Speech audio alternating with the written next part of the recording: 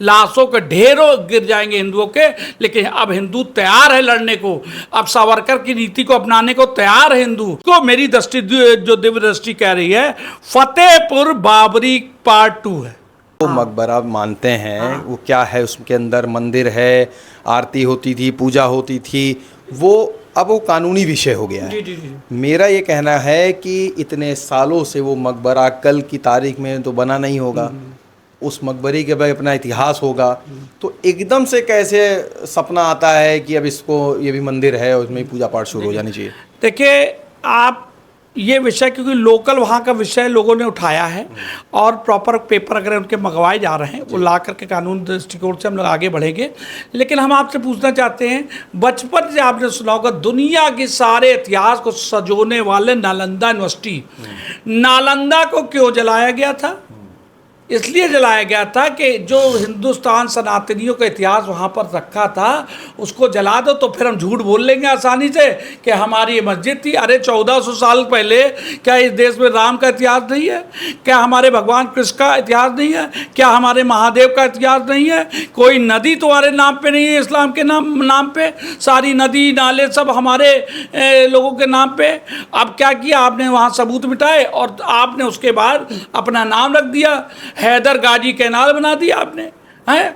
तो ये चलने वाला नहीं है। आप एक नीति चलती थी पुरातन काल में, हम लोग बाप दादा के समय में, कि 8-8 बच्चे पैदा करते थे और कहते मोहल्ले में हमारा राज चलेगा। लेकिन अब ये एटॉमिक पावर का ज़माना आ गया है। इजराइल ने क्या किया, उनके कुछ बंधक इन्होंने बनाए, लाखों मुसलमान मार दिए जा रहे हैं। एक बम फैटे 2 लाख साफ हो गया।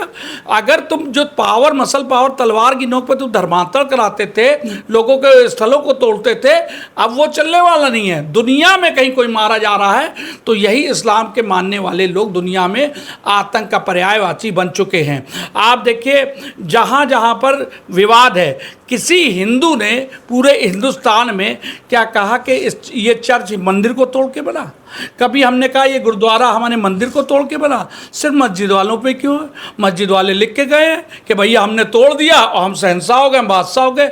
अरे तुम आए थे लुटेरे और अपने को बादशाह लिखा लिया तुमने, तलवार रखी और कहा लेकर से लिखो बादशाह हो गया। तो लुटेरों और आतंकवादियों का कोई इतिहास नहीं है। लुटेरे लुटेरे रहेंगे और अब इतिहास बदल रहा है। शौर्य और शौर्य की एक प्रतीकात्मक रूप से दौर बदलने का ये निशानी है फतेहपुर। आपको याद होगा, उत्तर प्रदेश नहीं हिंदुस्तान का ये दूसरा इतिहास बना है। पहला बना था बाबरी नाम का कलंक मिटा दिया था हिंदुओं ने अपने बाहुबल से। जब कानून के सहारे में 800 साल हमको न्याय की प्रतीक्षा करनी पड़ेगी, तो ऐसे बहुत से कांड हो सकते हैं। हिंदुओं ने दोबारा फतेहपुर में घुस के आपको दिखाया कि आप अगर हमारे न्याय को अगर दबाओगे तो हम दबने नहीं देंगे। लाशों के ढेरों गिर जाएंगे हिंदुओं के, लेकिन अब हिंदू तैयार है लड़ने को, अब सावरकर की नीति को अपनाने को तैयार है हिंदू। अगर सावरकर की बात हिंदू माने होते, हिंदू तो माने नहीं लेकिन मुसलमानों ने माना। क्या कहा सावरकर ने? कहा था आत्मरक्षा के लिए सदैव हथियार पहली प्राथमिकता होनी चाहिए। रोटी से पहले हथियार को उन्होंने प्राथमिकता दी। सावरकर ने तो कहा था कि मेरे हिंदुओं आप हथियार रखो, निशस्त्र आपको नहीं रहना है। लेकिन सावरकर को इस्लाम वालों ने माना और आज उसका परिणाम है दुनिया में जहाँ जहाँ मार काट, फसाद, दंगा फंसा है। जहाँ पर ये दूसरे धर्म के लोगों के साथ जैसे रह रहे हैं, वहाँ तो दूसरों से लड़ रहे हैं। लेकिन और तो और छोड़ी, जहाँ पर ये केवल मुसलमान हैं, पाकिस्तान में, अफ़गानिस्तान में, बांग्लादेश में, या तमाम ऐसे मुस्लिम राष्ट्र हैं, वहाँ पर देखिए आपसी मार काट कर रहे हैं। कह रहे हैं तुम शिया हो, वो कह रहे तुम सुन्नी हो, कह रहे हैं तुम देवबंदी हो, बरेलवी हो।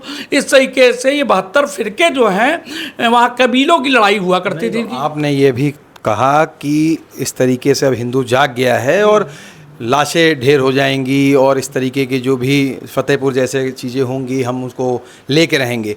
तो ये कहीं ना कहीं आप सरकार पर भी, आप कानून व्यवस्था पर भी आप कहीं ना कहीं सवाल उठा रहे हैं। मुर्दों का कोई इतिहास नहीं होता, मर्दों के इतिहास लिखे जाते हैं। लिखा जाएगा इतिहास में बाबरी कलंक मिटाया हिंदुओं ने, कार सेवा की, वहाँ पर इतिहास लिखा जाएगा फतेहपुर के लोगों का। और मैंने आपसे शुरू में कहा, हम इस चीज़ के कहीं पर भी समर्थन नहीं करते हैं कि हिंसा के द्वारा। देश में कानून है, कानून के रास्ते पे हम चलेंगे, सबूत हमको ढूंढने नहीं है।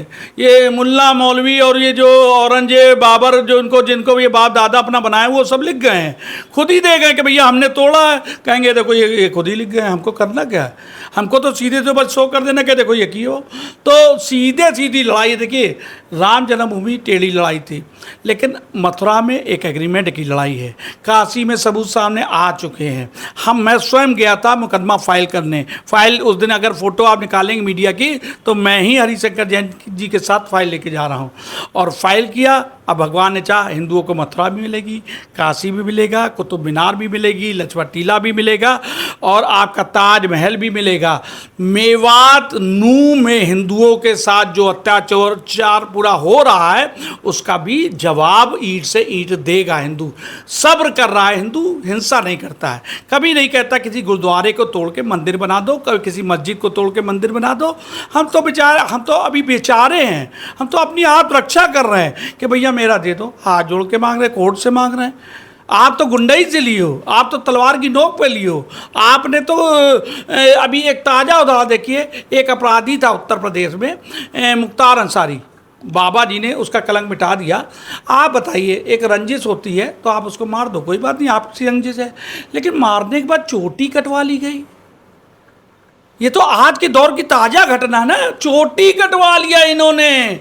और ये कहो वो सज्जन व्यक्ति थे, चले गए, चोटी कट गई तो लोग भूल गए हैं कि तुम चोटी काट सकते हो तो हम क्या काट सकते हैं। ये हमारे बाप दादा हमें सिखा गए हैं, ये चैनलों पे बताने की चीज़ नहीं है। उसका पौरुष इतिहास हमेशा पौरुष वालों का लिखा जाता है, हमेशा गोडसे का इतिहास लिखा गया। अगर गांधी जी का लिखा गया है तो इस देश में हमारे नेता गोडसे जी का भी लिखा हुआ है। गोडसे जी अगर ना होते तो कॉरिडोर होता, और उसके अगल बगल दोनों तरफ मुसलमानों की दुकानें होती, हर क्षेत्र में वहाँ पर पाकिस्तान बनता है। एक पाकिस्तान ना था, कई पाकिस्तान बनते, और आजीवन हम ईस्वी युद्ध में उलझे रहते।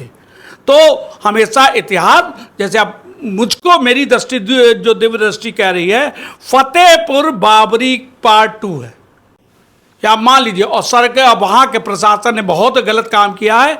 जो उन्होंने पुनः निर्माण रात में कराया है, ये कंटेम्प्ट की श्रेणी में आ जाएगा। ये कानून की दृष्टिकोण से गलत है। सिविल में कोई भी राइट नहीं है पुलिस को कहीं ईंट अगर हटा दी गई तो रखवाने का। कानून के द्वारा आदेश लाइए और पुनः ईंट रख लिए, ये तरीका होता है। और दूसरी चीज़, हमारा ये कहना है कि फसाद अच्छी चीज़ नहीं है। उपासना विधि अलग हो सकती है, बहुत से देश के मुसलमानों का हम लोग सम्मान करते हैं। अभी सोफिया कुरैशी जी का मामला हो, कौन सा हिंदू समाज का व्यक्ति जो उनका सम्मान नहीं करता है। पीर अब्दुल हमीद हो, कलाम साहब हो, हमारे यहाँ लखनऊ से सैयद अली हॉकी प्लेयर रहे, कैप्टन है, क्या नाम है शानदार। आप शकील अहमद का देखिए, तमाम ऐसे लोग हैं, इनके नाम आप देखिए। तो सलाम करते राष्ट्रवादियों को, लेकिन जिन्होंने हिंदुस्तान के कलंक को, हिंदुस्तानियों के लिए जो कलंकित भाषा सोच रखी दिमाग में, उसका चित्रण हम साफ करके ही रहेंगे। तो आपने सुना शिशिर चतुर्वेदी को, जिनका कहना है कि जो फतेहपुर का मामला है ये बाबरी मस्जिद 2 नाम दे रहे हैं ये। हालांकि इनका कहना है कि कानून के रास्ते पे जाकर इन सारी जो विवाद का हल है वो कानूनी तौर पर करेंगे। जितेश अवस्थी, संवाद लाइव के लिए।